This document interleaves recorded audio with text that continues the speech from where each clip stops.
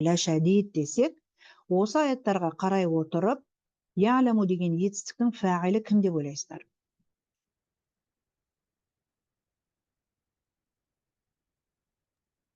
İnsan. Әл-инсан. Иә, әл-инсан. Әл-инсан инсан. жекеше түрде болғандықтан, хуа түрінде етістік жіктеліп тұр.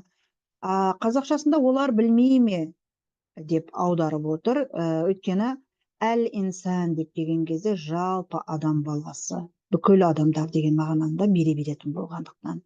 Ал форма түрінде жекеше түр етістік қолданып тұр. Өйткені әл-инсан деген сөздің формасы жекеше түрдегі сөз болғандықтан.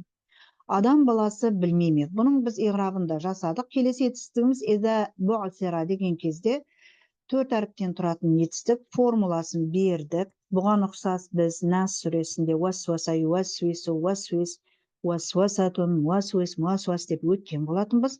Бүгінгі Құдай қаласа өтетін сүремізде де 4 әріпті етістік бар. Зілзалияда зәлзала сүресінде де бa'сара негізі етістік.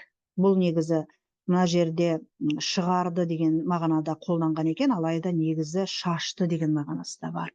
Шығарып шашты, яғни қабірлерден шығарып тастаған кезде, қалай болса солай шығарып тастаған кезде деген мағынада, анандай бір белгілі тәртіппен емес, жан-жаққа былай қабірлерден, бүкіл қабірлерден адамдардың шығарылғандығын ойлаңыздар.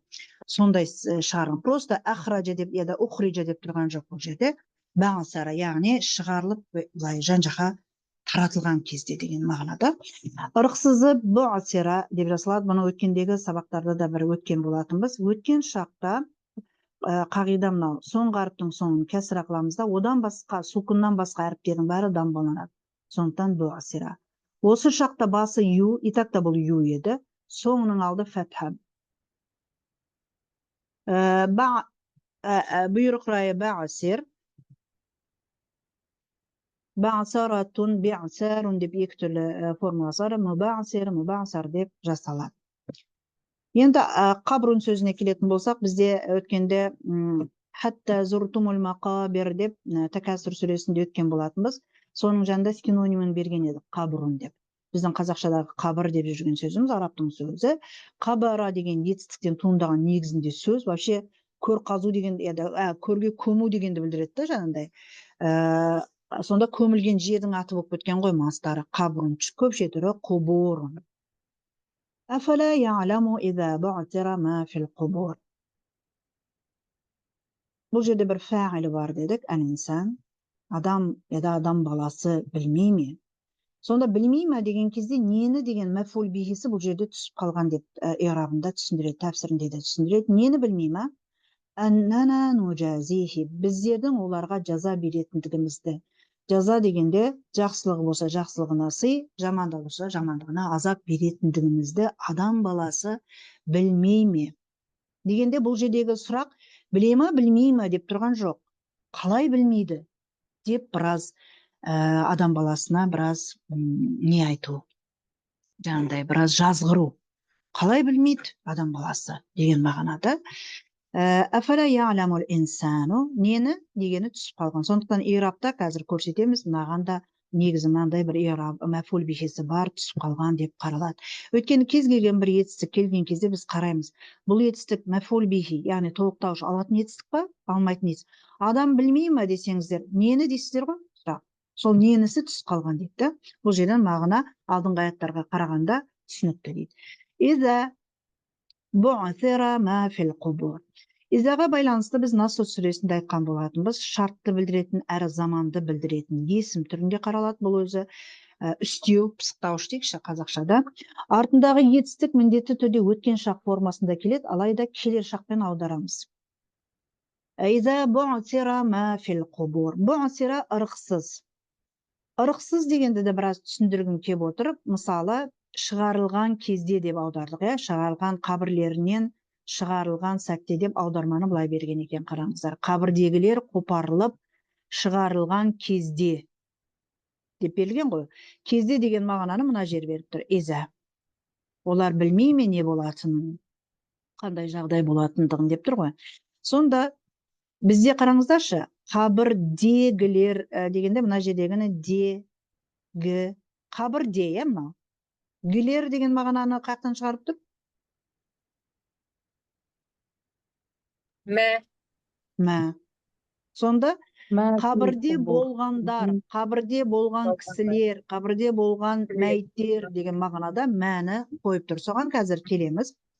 Бұл буъсира болмай тұрып, негізінде мынандай сөйлем ғой, қараңыздар. Бa'сара, Алла шығарды. Алла, ләпсатулла, мына сөйлемде қазір фәғил болып тұр. Нені демейміз ба? Ненісі мә деген исім маусул түрінде келіп тұр. Исім маусулдың біз әлләзи деген түрлерін өткеніміз сияқты, мә деген түрінде өткен болатынбыз. Естеріңізде ма? Мә ағна анхум мәлу ва мә кәсәб дегенде мә кәсәб дегеніміз сияқты. Бұл жердегі неміз мәміз әлләзи деп ойлаңыздар. Әлләзи фил қубур, қабірде болған нәрселерді, қабірде болған нәрсе ма, кісі ма, не екені белгісіз, сондықтан мәмен көрсетіп тұр да бұл жерде. Енді ырықсызға айналғанда, мәфул бихи түрінде тұр мә бұл жерде. Алла нені шығарды? Қабірде болғандарды шығарды. Енді шығарылды десек, қазақшада Алла деп айтпаймыз ғой. Қабірдегілер шығарылды дейміз, олай болатын болса, мәміз буъсираның наибу фәғилі болады, яғни бастаушы. Сондықтан ирабын жасаған кезде фи махалли раф'i наиб әл-фәғил деп келеді, яда наибин мин әл-фәғил деп келеді. Буъсира ма фил қубур, қабірдегі нәрселер қопарылып, жан-жаққа былай таратылып шығарылған кезде дегенді білдіреді. Біздер осы 2-ші айдан бастап мұхтасар тәпсірде қоса бастадық. Оның қаракатсызын да бердік сіздерге, кейін өздеріңіз қаракатсызмен де оқыңыздар деген мағынада, алайда бұның талдауына оншалықты тұрмаймыз, тек аудармасын беріп кетеміз. Тәпсірінде былай түсіндірген екен: Афала я'ламу, білмей ме, хазал инсан, бұл адам. Қандай инсан? Әл-муғтарру бил хаяти дүния, дүние өміріне алданған бұл адам білмей ме? Қай кезде не болды? Нені білмей ме? Жазаланатындығын. Қай кезде? Иза бa'асаллаху ма фил қубур, Аллаху Таала тірілтсе дейді қабірдегілерді. Қабірде болған кімдерді? Минал амуат, яғни өліктерді. Ва ахражахум, және оларды шығарса, минал арды, жердің астынан, лил хисаби, есеп беру үшін, вал жазаи, және де есеп берумен шектелмейді, сол есебіне қарай еще жазасының берілетіндігі. Білмей ме? Нені білмей ме? Тәпсірде мәфул бихисін беріпті. Аннал амра лам якун кама кана ятавахам. Олар ойлағандай, істің олар ойлағандай емес екендігін білмей ме? Яғни, олар ойлағандай өлдік, бітті емес екендігін. Яғни, жер бетінде жүріп, не істесек оны істейміз деп жүріп кеттік деп ойлаймыз ғой кей кезде. Ол жүріп кетудің бәрінің есебі бар екендігін, есеп берумен қоса жазасының барлығын білмейді. Ирабына келетін болсақ, осындай анализді жасап алғаннан кейін ираб біраз жеңілдейді деп ойлаймыз. Әл-хамзатул лил истифхам, сұрақ үшін, алайда инкари. Инкари деген кезде әсте олай емес, сендер ойлағандай емес, білмей ме дегенде негізі сендер білмейсіңдер деген мағына да бар, бір жағынан айыптау да бар адамды дейді. Әл-фа атифа аля мұқаддар, яғни негізі басында да мынандай бір мағыналар бар еді дейді. Әйефалу ма ефал минал қабайх, қабайх деген күнәлар, жаман нәрселер деген, жиіркенішті нәрселер деген сөз. Жиіркенішті істерден қалаған ісін істеп алады да, сонда істеп алады да енді білмей ме, соның қандай жазасының болатындығын деп келтіргені ғой мұнда аят. Уәлә нафия, болымсыздықты білдіреді. Уә я'ламу фи'лан мудари, марфу деген атау септік емес. Бұл жерде етістік болғандықтан араб тілінде алдына етістіктің соңын өзгертетін, жазым ететін, немесе насып ететін қосымшалар келмесе, ол етістікті марфу деп қарайды, харакатын айтады. Даммамен бітсе, бет дамма деп. Фәғілі мұстатир, жасырын, тақдируху хуа, уа яуду қайтады алал инсанды білдіреді.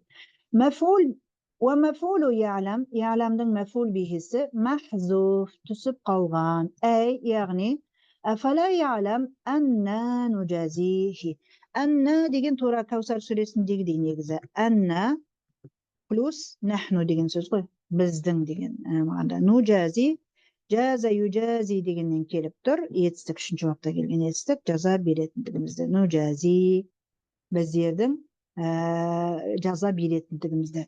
Кімге? Өзіне өзіне жаза беретіндігімізді білмейді. Қай кезде иза зарф дегеніміз уақытты білдіреді. Лима естақбел миназ заман келешек шақ үшін дейді. Сондықтан артында келген етістік өткен шақ формасында келсе де келешекті білдіреді. Зарф болғандықтан фи махалин насып, бұның өзі зарфтар, харфу жерлер араб тілінде заман, мекен бір етістікпен байланысты деп қаралады. Сондықтан мутааллиқ байланысты би мәфул я'ламның бар деп саналған мәфул бихисімен саналады. Негізі нужазихи деген етістіктің ары қарай соның ішіндегі етістіктің мәфул несі уақытын көрсетіп тұр дейді. Яғни қабірлерден қопарылып ішіндегі нәрселер шығарылған кезде біздердің жазалайтындығымызды білмей ме ол адам, қалағанын істеп алды дейді. Бу'сира деген етістігіміз негізі бұл жерде ұзақ иғрап береді, оның бәрін бермедім. Бу'сира дегеніміз ырықсыз етістедік. ырықсыз етіс екендігін айтады. Бұл жерде мәбни лил мәжһул. Ма исм маусул фи махалли раф'ин наиби фа'ил. Мынаны харакаттағанда немен харакаттап сызғанбыз ғой? Неде? Компьютермен. Сондықтан хати харакаттап кетіп қалыпты. Ма исм маусул фи махалли раф'ин наиби фа'ил. Өйткені бастауыш болып тұр. Қопарылып шығарылды не дейміз ғой, сонда нені деп тұрған жоқпыз. Фил қубури харфу жар исм мәжрур. Вал жар вал мәжрур мутааллиқани, бұлар да би махзуб түсіп қалған силатил маусулмен байланысты деп қаралады. Өйткені қыздар, мына жерде мә фил қубур деген кезде арабшада мә фил қубур де әлләзи якуну деген бір етістік бар деп қаралады. Сондықтан якунумен қатысты харфу жар, мына харфу жар деп қаралады. Сондықтан түсіп қалған сыла сөйлемімен байланысты деп айтуы. Мынаған силатул маусул деп айтсақ, мынау фи сол силат маусулмен байланысы бар харфу жар деп қаралады иғрабында. Мінекей. Жар ва мәжрур мутааллиқани би махзуфи силатил маусул. Харекет дегенде машина пока дұрыс харакаттай майды дейік тоқтай. وجملة الصلة لا محل لها من الإعراب. صلة сөйлемдерінің ирабта махалы жоқ деп айтылады. وجملة بعثر ما في القبور деген сөйлемнің өзін алатын болсақ, بعثر ما في القبور في محل جر بالإضافة. Өткенде де айтқан болатынбыз. Изадан кейінгі келген сөйлемді араб грамматикасы изафеттің екінші мүшесі деп қарайды. Сондықтан жар махалінде тұр. في محل جر بالإضافة إضافة арқылы جر محلінде тұр, яғни az-zarfi بإضافة الظرف إليها. Өзіне зарф, яғни жаңағы зарф дегеніміз иза ғой. Иза өзіне изафет етілгендіктен деп ираб жасайды. Бұл түсінікті ме қыздар? Бұл аятқа байланысты адам баласы білмей ме? Енді аяттың мағынасы